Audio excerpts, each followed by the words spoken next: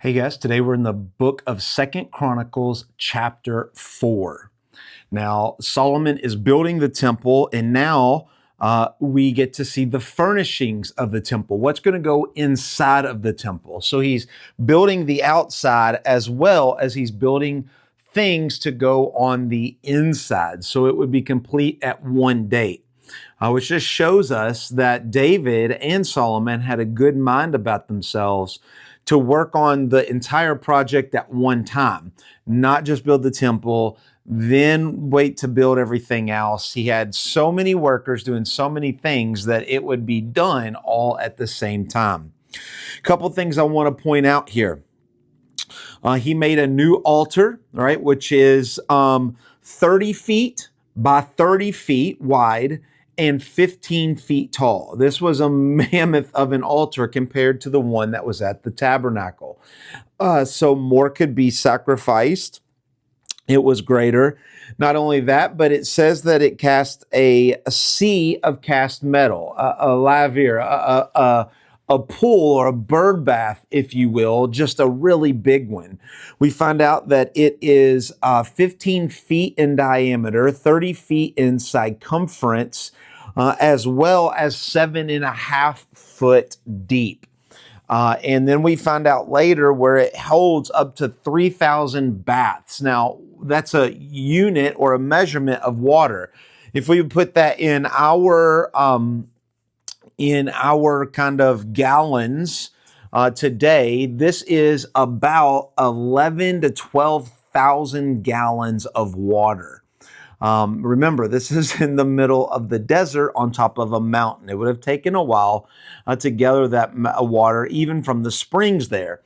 And so in your mind, the best way that I could explain it is think of a above ground pool, a circular above ground pool, and you would be pretty close.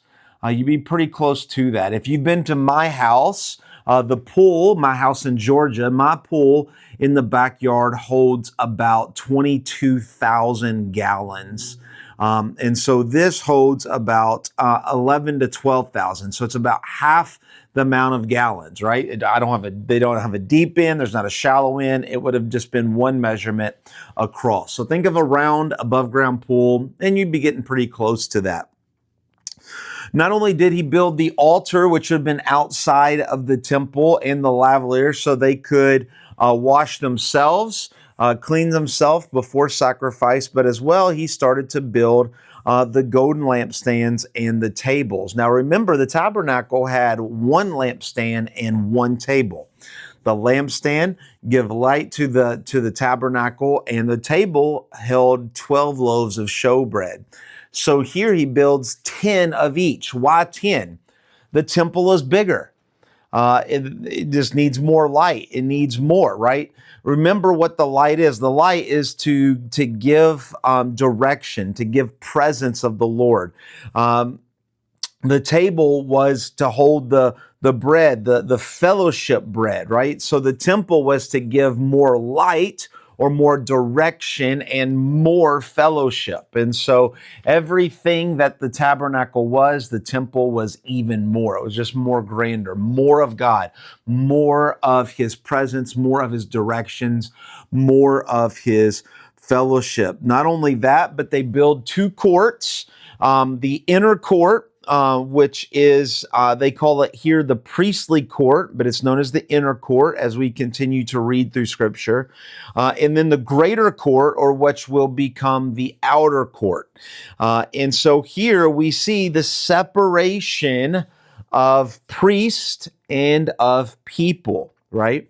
And so when we get into the New Testament and we find in Hebrews where Jesus is the great high priest and we can come boldly to the throne of God, we see that separation broken apart. But for now, there's still that separation. Here is man, here is priest, here is God. Man can never get to God. We need a priest in the middle. Jesus Christ, the Messiah, right? And so that's how they're building the temple. Not only that, we pick up in verse 11 that Hiram, is giving his expertise into building a lot of things. But notice what it says here, right? Notice verse 11. Hiram also made the pots, the shovels, and the basins or the bowls. So Hiram finished the work. When you're reading this, you would just read across that, okay, Hiram, that's what he did, right? He was a great sculptor. He did these things. But why here? Why just these few things? Why does the chronicler write he made pots, shovels, and basins? Well, he made a lot more than that.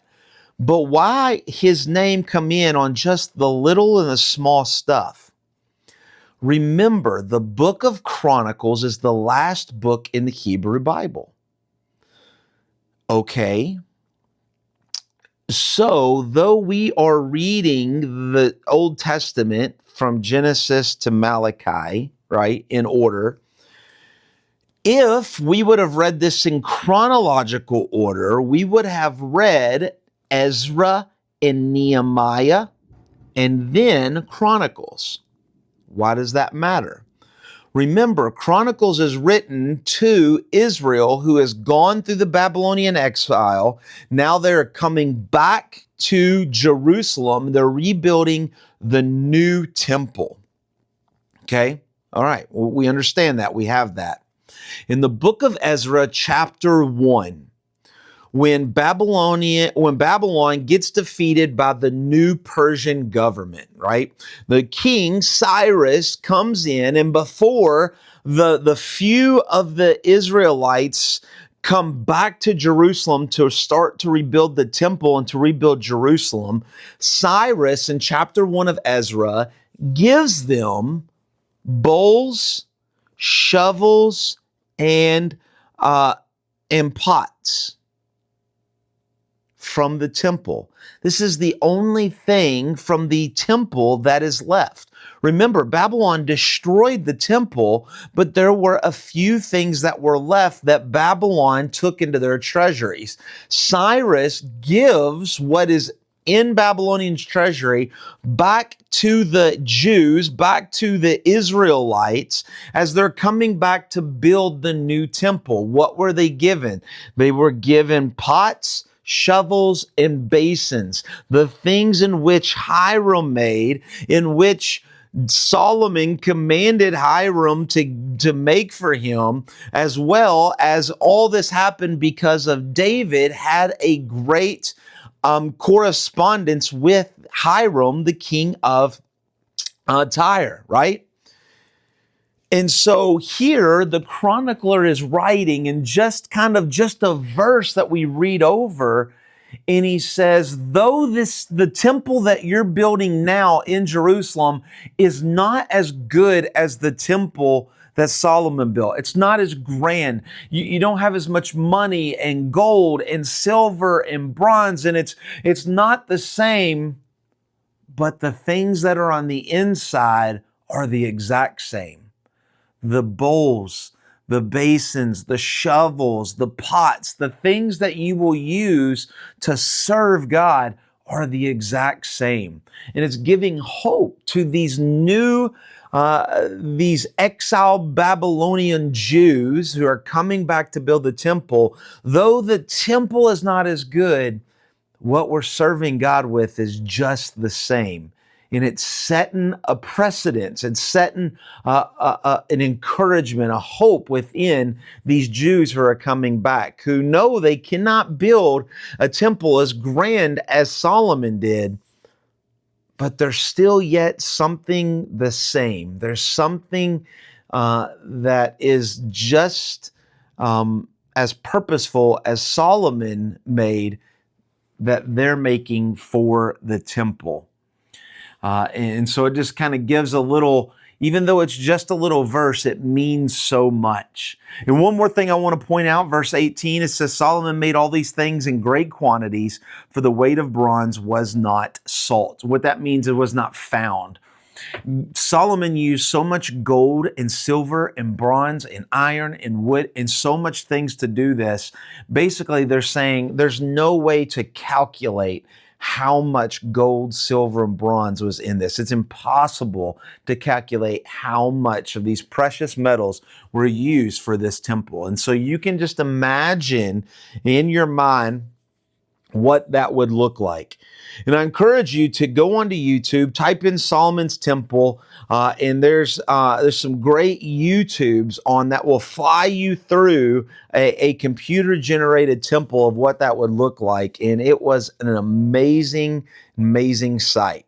Hope that makes a little bit more sense, and we'll see you tomorrow in chapter 5. God bless.